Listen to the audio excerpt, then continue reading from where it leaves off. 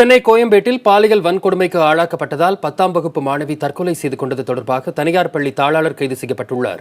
அதுகுறித்த கூடுதல் விவரங்களை நமது செய்தியாளர் சுப்பிரமணியனிடம் தொலைபேசி வாயிலாக கேட்கலாம்.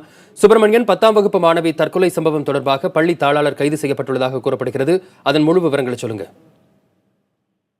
கோயம்பேடு பகுதியில் வசித்து வந்த 10ஆம் வகுப்பு மாணவி பாலியல் வன்கொடுமை காரணமாக தீக்குளித்து தற்கொலை செய்து கொண்ட சம்பவம் நிகழ்ந்திருக்கிறது. இந்த சம்பவத்தில் தொடர்புடைய பள்ளி தாளாளரை கோயம்பேடு போலீசார் இன்று கைது செய்திருக்கிறார்கள். 10ஆம் வகுப்பு மாணவி 10ஆம் வகுப்பு தேர்வு எழுத முடிந்துவிட்டு நேற்று முன்தினம் அவரது வீட்டில் தீக்குளித்து தற்கொலை செய்து கொண்டார். அவரது உடல் கீழ்ப்பாக்கம் அரசு மருத்துவமனை கொண்டு செல்லப்பட்டது. பிரேத பரிசோதனை செய்யப்பட்டு உறவினரிடம் உடல் ஒப்படைக்கப்பட்டது. அப்போது அவரது வீட்டில் இருந்து தற்கொலை கடிதம் ஒன்று, அவர் எழுதி வைத்த கடிதம் ஒன்று கைப்பற்றப்பட்டது. அப்போது எனது சாவிற்கு, எனது மரணத்திற்கு சரவணன் என்பவர்தான் காரணம் என்ற கடிதம் கைப்பற்றப்பட்டது. அந்த கடிதத்தை எடுத்துக்கொண்ட பெற்றோர் உடனடியாக கோயம்பேடு காவல் நிலையத்தில் புகார் தெரிவித்தார்கள். அந்த புகாரின் அடிப்படையில் காவல்துறை விசாரணை நடத்திய போது அந்த மாணவியின் உறவினர் தான் இந்த சரவணன் என்பது கண்டுபிடிக்கப்பட்டது. அவர் ஒரு தனியார் பள்ளியின் தாளாளர் என்பது கண்டுபிடிக்கப்பட்டது. பாலியல் வன்கொடுமை செய்து அதன் பிறகு அந்த மாணவியை அவர் தொடர்ந்து மிரட்டி வந்ததும் விசாரணையில் கண்டுபிடிக்கப்பட்டது. அதன் தொடர்ச்சியாக சரவணன் மற்றும் அவரது மனைவி 2 பேர் மீதும் 2 பிரிவுகளின் கீழ் வழக்கு பதிவு செய்யப்பட்டது. அதாவது தற்கொலைக்கு தூண்டுதல் மற்றும் குழந்தைகளுக்கு எதிரான பாலியல் வன்கொடுமை என்ற சட்டத்தின் அடிப்படையில் 2 பிரிவின் கீழ் வழக்கு பதிவு செய்யப்பட்டது. 2 பேருமே தலைமறைவானார்கள்.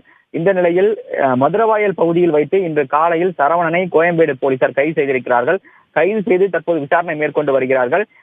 சரவணன் மீது கடுமையான நடவடிக்கை எடுக்க வேண்டும் என்று அவர்கள் பெற்றோர்கள் கோரிக்கை வைத்திருக்கிறார்கள்.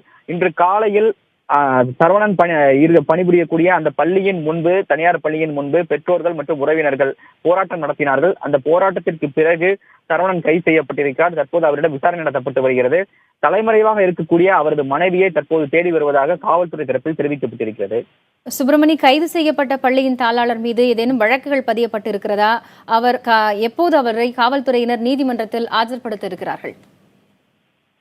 மதுரவாயல் பகுதியில் பதுங்கியிருந்த அந்த சரவணனை இன்று காலை கோயம்பேடு போலீசார் கைது செய்திருக்கிறார்கள். இவர் மீது 306, அதாவது தற்கொலைக்கு தூண்டிய வழக்கு, அதே போல போஸ்கோ ஆக்ட் என்று சொல்வார்கள், குழந்தைகளுக்கு எதிரான பாலியல் வன்கொடுமை சட்டம் என 2 பிரிவுகளின் கீழ் வழக்கு பதிவு செய்யப்பட்டிருக்கிறது.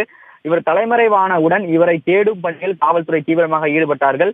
அவருடைய வீட்டை பூட்டிவிட்டு அவர் தலைமறைவாகி இருக்கிறார். அதே போல அவர் உறவினர்களிடம் விசாரணை நடத்தப்பட்டது. அந்த விசாரணைக்கு பிறகு இன்று காலை அவர் கைது செய்யப்பட்டிருக்கிறார். தற்போது அவரிடம் விசாரணை நடத்தப்பட்டுக் கொண்டிருக்கிறது. இந்த விசாரணைக்கு பிறகு இன்று மாலை அவர் அம்பத்தூர் நீதிமன்றத்தில் ஆஜர்படுத்தப்பட்டு புழல் சிறையில் அடைக்கப்படுவார் என்று காவல்துறை தரப்பில் தெரிவிக்கப்பட்டிருக்கிறது.